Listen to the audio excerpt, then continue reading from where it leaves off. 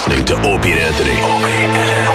On the virus, Sirius-XM. I have a quick anecdote for you, and then I'd like to go back to bed. Okay, buddy. When I was doing Hereafter with Clint, I thought of you guys when this happened. I've been meaning to talk to you for a while. When I did Hereafter with Eastwood with my big poofy hair, there's a scene where I go up like 3 flights of stairs, and this lady's supposed to hand me a letter from Matt Damon, who plays my brother, right? And the lady all she's supposed to do is open her door as I take my keys out, because it's an apartment building, and she's supposed to go, here, this is your brother. This is from your brother. And I'm supposed to take it, I open it, and I read it, and it's terrible news, and I just stare out into space, right? So I woke up 3 flights of stairs, I go down the hallway, and this lady, like, we're in San Francisco shooting this movie. This lady's like a local hire, and she's going to get her goddamn Oscar, right? She steps out of her apartment, closes her apartment door behind her, and goes, hey, Billy, yeah, you're, well, and she's like waving the fucking letter like she's Blanche Dubois, like it's too hot in the hallway for her. She goes, well, looks like your brother left you this. It's your mail. Here you go. You're welcome. And she hands it out to me, and I go to reach for it, and she pulls it back a little, like to be a cunt. And then I reach for it more, and then finally I just snatch it out of her hand, and then I open it, and then she goes back in. And then without yelling cut, Clint Eastwood just goes, oh, hold on a second, everybody. And you hear him like going up 3 flights. He's fucking 80,000 years old.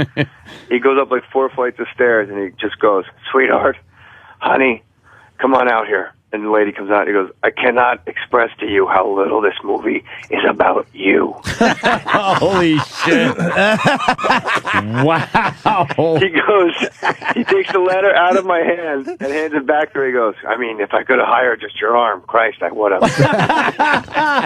He goes, now let's do it again, and let's not make a whole big thing out of it. It's just make believe, for Christ's sakes. God damn it. If I could have hired just your arm, I would have. That is fucking funny. It was like, you watch this lady like shrinky dink to like the size of a pea, and it's like dead, awkward, quiet, and it's like in an old apartment building. All you hear is his like creepy fucking steps going down, like creak, creak, creak, creak. Like it's fucking, you can hear the wheels on the camera. Like you can hear nothing. You can't hear a goddamn thing. It's so cold and quiet, and like, holy shit, like I've never seen him saying, he doesn't talk, let alone come up and blast somebody. That is a sound thrashing. Do you think she was embarrassed? That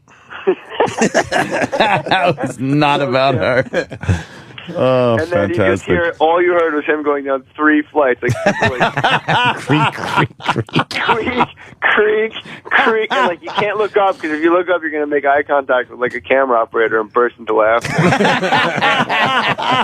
I mean, Christ, if I could hire just your arm, I would. That's fucking fantastic. Let's do it again. And like, he never said cut, so it's on film. Like, let's do it again. Let's not make a big deal out of it. I'd love to see that. Let's play make believe. Someone's got to get that out there. Jay, you said you're going back to bed, right? Yeah, I missed you guys. I've been texting Opie back and forth, like, hey, I gotta call you guys for like 2 weeks. So then this time I had like intestinal fluid. Oh, just tell him I have to call you. I'm the number one. I'm the number one star in the world. That's why the terrorists hate us. Hey, goodbye, gentlemen. Oh, okay. All right. Take it easy, Jay. Jay Mohr, everyone. The virus, Sirius-XM. This